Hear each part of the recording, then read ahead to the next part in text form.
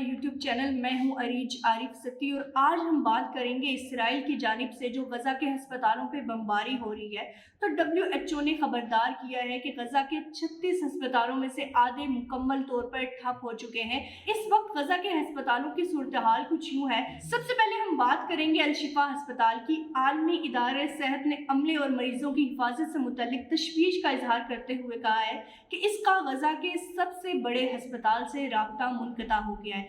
एक सर्जन ने इससे कबल कहा है कि ईंधन की कमी का मतलब ये है कि अल शिफा मुकम्मल तौर पर ठप होकर रह गया है। आज सुबह गजा की वजारत सेहत के एक एहलकार ने बताया है कि अस्पताल का शोबा अमराज़े कल्ब इसराइली बमबारी में मुकम्मल तौर पर तबाह हो चुका है। इसराइल ने कई बार इसकी तरदीद की है। इनकी अफवाज ने अस्पताल को निशाना बनाया है, ताहम इस इलाके में हमास के साथ झड़पों की कई तस्दीक हो चुकी है। अब हम बात करेंगे अल कुद्स अस्पताल की। आज सुबह फिलिस्तीन की रेड क्रिसेंट सोसाइटी का कहना है कि अल कुद्स अस्पताल में ईंधन की कमी वाज़ह हो चुकी है।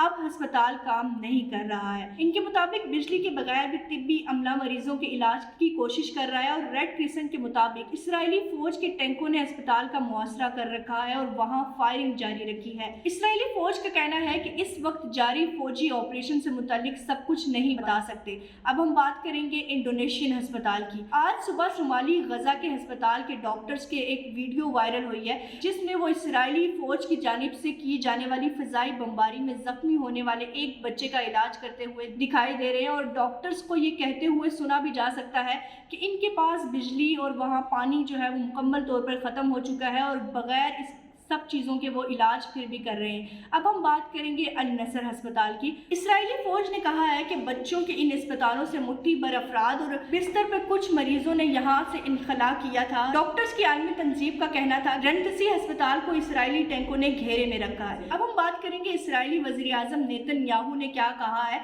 इसराइली वज़ीर-ए-आज़म नेतन्याहू ने कहा है कि इसराइली यरगमानों की रिहाई के लिए डील हो सकती है। अमेरिकी टीवी नेटवर्क NBC के program meet the press show में इंटरव्यू देते हुए इसराइली वज़ीर-ए-आज़म नेतन्याहू से पूछा गया कि क्या 7 अक्टूबर के हमले के दौरान यरगमान बनाए गए 240 इसराइलियों को रिहा करने की कोई मुआहदा हो सकता है, जिसके जवाब में इन्होंने कहा कि हो सकता है।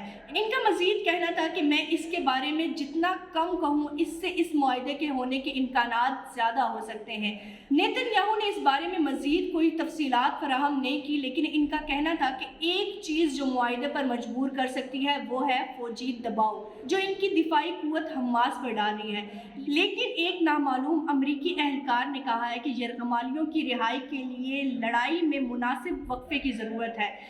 इसराइल वज़ीर-ए-आज़म ने जंग बंदी के मुतालबों को मुस्तरद करते हुए कहा है कि यरगमालियों की रिहाई के बगैर मुमकिन नहीं हो सकता। वज़ीर-ए-आज़म नेतन्याहू ने जंग बंदी के बढ़ते हुए मुतालबात को मुस्तरद किया है जब तक इसमें तमाम यरगमालियों की रिहाई शामिल ना हो। ये थी आज हमारे पास कुछ न्यूज़ इसराइल और फ़लस्तीन कॉन्फ्लिक्ट से रिलेटेड।